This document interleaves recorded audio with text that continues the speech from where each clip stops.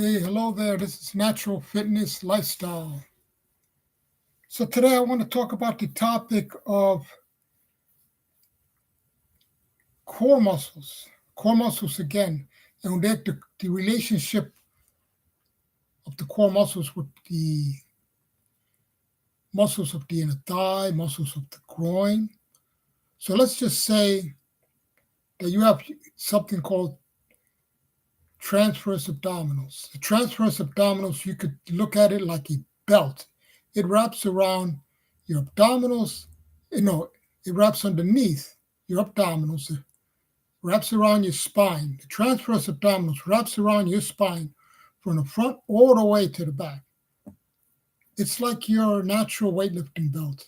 You're wearing it. You're wearing a natural weightlifting belt all day long. Now, the thing with the transverse abdominals, it is a muscle, but it's not attached through a tendon like most of the muscles in the body are. You have your biceps, you have your chest, you have a lot of muscles. They're all attached to the bone via a tendon, not the transverse. Transverse is attached to your spine via connective tissue, by cartilages. Yes, by big cartilages. Okay, by connective tissue. So transverse abdominals are attached to the spine via connective tissue made of mostly cartilage.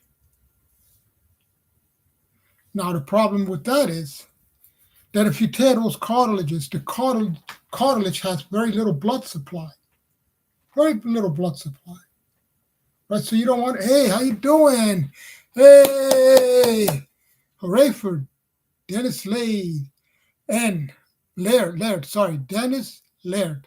Hello, buddy. Hello, my friend. Great to see you. So you know that the transverse abdominals is that big muscle that's like a weightlift. It's like a belt, but you're wearing it all day long underneath your abdominals. It attaches to the spine through cartilages. Now the spine has other muscles that attach to the groin. The spine has muscles attached through the T12 and the L2 or L1. Let's just say the lower spinal disc. The T12 is part of the lower spinal disc near the lumbar. So the muscles of the groin are attached to the lower lumbar spine. And then you have the transverse abdominals, right? They're attached to the spine, but with cartilages. So now what happens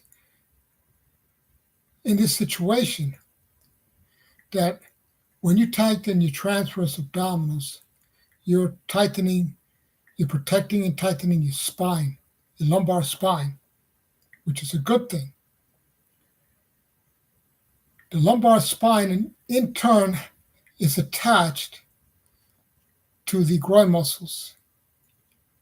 So now it is more stable, and the groin muscles are more stable as well because you're contracting the transverse abdominals, which stabilize the spine, which is attached to the groin muscles. Very, very important, because here you have the groin muscles, which are used in a lot of lateral movement. You could say the groin muscles, right, prevent or stabilize in your hips when there's force on the inside pulling your thigh sideways, or on the outside we're pulling your thigh inward. So your groin muscles contract and try to keep the pelvis in place, those leg muscles in place.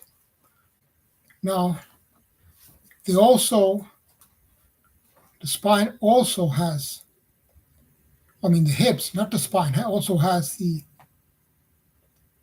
internal and external rotators, particularly the internal rotators. Those are attached. The internal rotators on the sides of your hips, on the sides of your iliac, those are attached by another connective tissue called the linea alba, which attaches from one hip to the other and incurs a lot of force when the legs are engaging in a foot in a extent in a lateral